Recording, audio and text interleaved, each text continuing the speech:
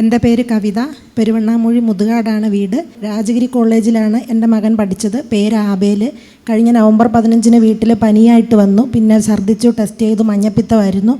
നാട്ടിൽ തന്നെ ഏതാണ്ട് 30 ദിവസത്തോളം ഹോസ്പിറ്റലിൽ കിടന്നു. പിന്നെ കോഴിക്കോട് മിംസ് ഹോസ്പിറ്റലിൽ കിടന്നു. ഗുരുതരമായ അവസ്ഥയിലേക്ക് പോയി. ശരീരമെല്ലാം വ്രണങ്ങളൊക്കെ ആയി മരണാസന്നനായിരുന്നു. ഇവിടെ 23 വയസ്സായിരുന്നു. മോനെ മരണാസന്നനായി. അവന് മരിക്കുമെന്ന് തന്നെ പ്രതീക്ഷിച്ചു. ആരെയും കാണാതെ ഭയങ്കര ഡിപ്രഷനൊക്കെ ആയ അവസ്ഥയിൽ ഞങ്ങൾ കുടുംബാംഗങ്ങളെല്ലാവരും അമ്മാവന് ഇവിടെ വന്ന് നിയോഗം വെച്ചു. അതിനുശേഷം ഞങ്ങളെല്ലാവരും അത്ഭുത ജപമാല ചൊല്ലി പ്രാർത്ഥിച്ചു. അത്ഭുത ജപമാലയുടെ സമയത്ത് ഇവിടെ അച്ഛൻ തന്നെ പറഞ്ഞിരുന്നു, ഈ കോളേജിൽ പഠിക്കുന്ന മഞ്ഞപ്പിത്തം ബാധിച്ച ആബേൽ എന്ന ചെറുപ്പക്കാരൻ സുഖമാവുന്നതായി കാണുന്നു.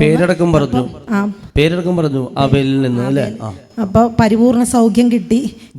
സൗഖ്യം കിട്ടിയിട്ട് ഫെബ്രുവരി 10 വരെ ഈ നവംബർ 15 മുതൽ ഫെബ്രുവരി 10 വരെ മഞ്ഞപ്പിത്തത്തിൻ്റെ വിവിധ ഘട്ടങ്ങളിൽ കൂടി പോകുമായിരുന്നു.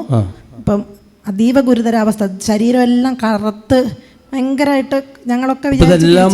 എല്ലാം മാറി, ആൾ ഉഷാറായി. ഈ സമയത്ത് കോളേജിൽ HR എന്ന് പറഞ്ഞ കോഴ്സായിരുന്നു ചെയ്തുകൊണ്ടിരുന്നത്. കോളേജിൽ ക്യാമ്പസ് സെലക്ഷനൊക്കെ 8 റൗണ്ടും 9 റൗണ്ടും ഫൈനൽ റൗണ്ടും ഒക്കെ എത്തിയതായിരുന്നു.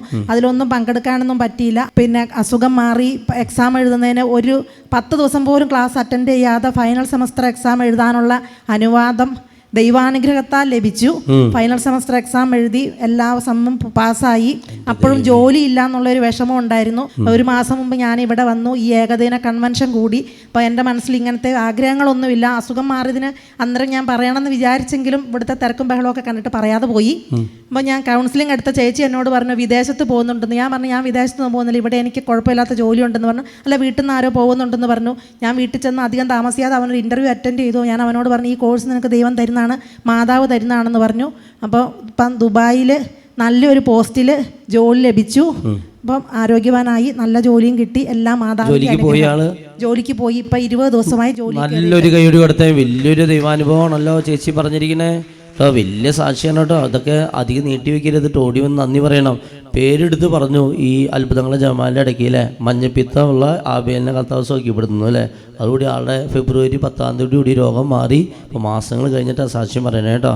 Praise the Lord. വലിയ സാക്ഷിയാണ് കേട്ടോ.